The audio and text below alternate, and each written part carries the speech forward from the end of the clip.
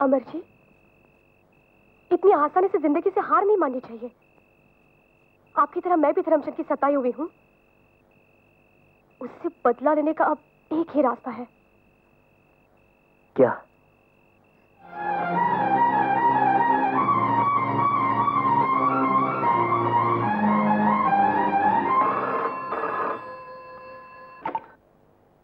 Hello, Dharamchand speaking. मैं जया बोल रही हूँ। जया? जया, क्या बात है? बोलो बोलो जया बहन। जया बहन? क्या मैं आपकी बहन लगती हूँ? हैरान हो गए? आप जैसों को हैरान करने में भी मजा आता है। क्यों? चुप क्यों हो गए? क्या मैं आपको अच्छी नहीं लगती? ये भी कोई पूछने की बात है? मेरी समझ में ये नहीं आ रहा कि चक्कर क्या है। नादान मत बनिए। भला कभी कोई औरत अपनी जुबान से किसी मर्द के साथ ऐसी बातें करती है क्या? समझ गए ना? आज की रात हम दोनों एक साथ। देखो जया बहन, मेरा नाम धर्मचंद है और आप जया हैं, और हम दोनों फोन पर ऐसी बातें कर रहे हैं। ये सच तो है ना? बिल्कुल सच है जी। आज रात 10 बजे मैं आपसे मिलने आ रही हूँ। मिलेंगे ना अकेले में? हेलो हेलो लो लो लो हेलो। अथर्ववेद लिखने वाले ने ठीक ही लिखा है कि अक्लमंद लोग भी कभी कभी बेवकूफी कर ही बैठते हैं।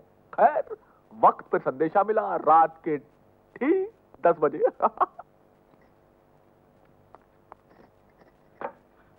नमस्ते जी, मेरा नाम कमला है। मैं धर्मचंद जी की सेक्रेटरी हूँ। अच्छा, कहिए कैसे आना हुआ? मुझे यहाँ आना चाहिए या नहीं ये मैं नहीं जानती, पर एक औरत के साथ नाइंसाफी हो ये मैं कभी बर्दाश्त नहीं कर सकती। मतलब? धर्मचंद जी आपको दिल्ली में नौकरी दिलवा रहे हैं ना? हाँ। और कल ही आपको जाना है ना? जी हाँ। अब आप दिल्ली नहीं जा पाएंगी और नौकरी की भी उम्मीद आपको छोड़ देनी पड़ेगी। क्यों? आपके पति के साथ आपकी कुछ अनबन हो गई है, इसीलिए वो आपको हर तरह से लाचार और बेबस करके घुटन भरी जिंदगी जीने पर मजबूर कर देना चाहते हैं। आपको कैसे मालूम?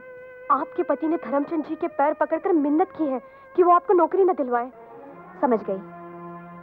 अब वो ओछे हथकंडों पर उतर आए हैं। बहन जी, आप धर्मचंद जी को समझा बुझा कर अपनी तरफ खींच लीजिए। आप अगर उनके सामने जाकर अपना दुख कहेंगी तो वो जरूर पिघल जाएंगे। भले आदमी है, आपकी बात जरूर मान जाएंगे। देखिए, अब 10 बजने वाले हैं, कहीं वो सो न जाए। आप अभी जाकर उनसे मिल लीजिए।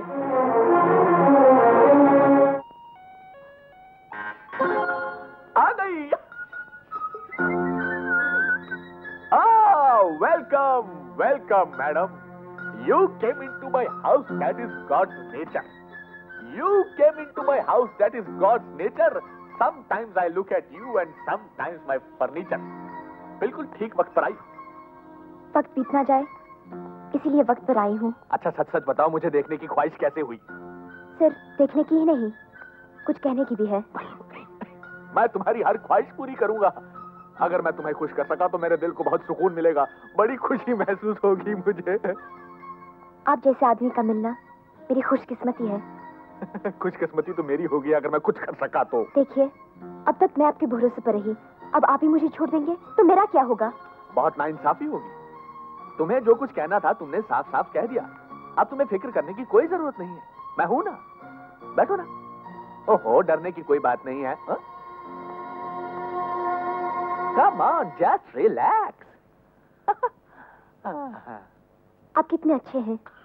देखिए, आप अमर की बातों में मत आइए, बस किसी तरह मुझे दिल्ली की नौकरी दिलवा दीजिए। नौकरी की बात इस वक्त क्यों? अब उसे वहीं छोड़ो। अब तुम्हें क्या करना है मैं बताता हूं। वो शाम कुछ अजीब थी, ये शाम अजीब है, वो कल भी पास पास थी, करीब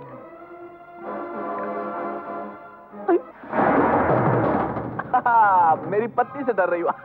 घबराओ नहीं, माता के जागरण में गई है, रात भर वहीं रहेगी और जब तक वो वापस आएगी अपना काम। तुम धर्मचंद ही हो ना?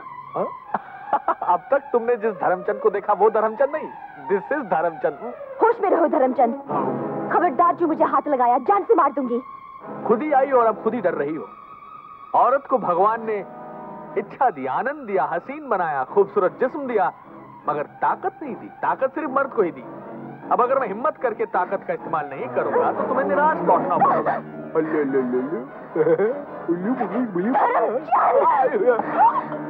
ठहरो मिसेस जया, तुम बहुत संस्कारी हो और यह ठहरा उस संस्कार को जिंदा रखने वाला धर्मात्मा। एक संस्कार दूसरे संस्कार पर हमला करे, यह तो कोई संस्कार नहीं हुआ। अथर्ववेद के आखिरी पन्ने के आखिरी श्लोक में मुझ जैसे संस्कारहीन लोगों को बताया गया है कि ऐसे लोगों के साथ किस तरह से पेश आना चाहिए। यह रहा मिस्टर गिरगिट, पहले अध्याय का पहला श्लोक। यह रहा दूसरे अध्याय का दूसरा श्लोक। तो तू 7 दिन में हमारा फाइनल सेटलमेंट करने वाला था ना? हाँ, अब मैं तेरा फाइनल सेटलमेंट करूंगा। हमारी जिंदगी के साथ खेलने वाले कमीने, इससे पहले कि मैं तेरे जिस्म से तेरी सांसें हमेशा हमेशा के लिए छीन लूं, तुझे सच्चाई पे पड़े हुए झूठ के पर्दे को हटाना होगा। सब कुछ सच सच बता, वरना मैं तेरी जिंदगी का खेल खत्म कर दूंगा। बोल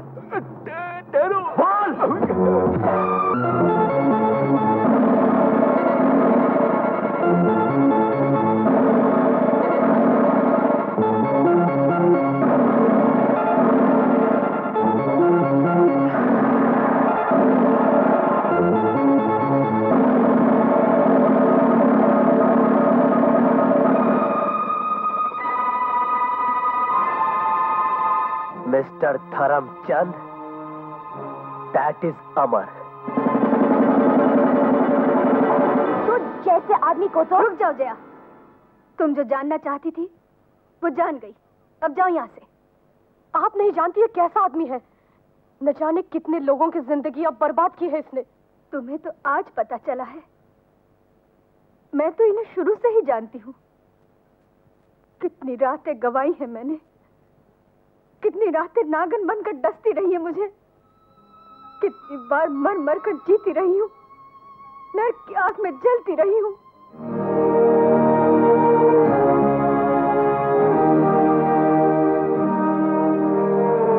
मैं जानती हूँ कि तुम लोग मुझे ही दोष दोगे कि ऐसे पति के साथ मैं क्यों जी रही हूँ।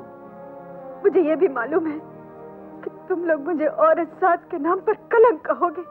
इतना सब कुछ जानते हुए भी आप इसकी तरफदारी कर रही है, तो क्या करूं? पति को छोड़ दूं? सीता,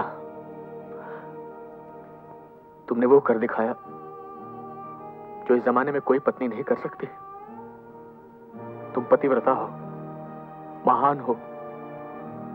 किसी पति को अपनी पत्नी के साथ ऐसा सलूक नहीं करना चाहिए जैसे मैंने किया। मैं बहुत शर्मिंदा हूं। आइंदा कभी ऐसा नहीं करूंगा, कभी नहीं। मुझे माफ कर। अरे ये क्या कर रहे हैं आप? उठिए। तुम जैसे आदमी को तो कभी माफ नहीं करना चाहिए। तुम्हें तो ऐसे जाओ जया, अब भी वक्त है। अपने टूटते हुए घर को बचा लो। जाओ।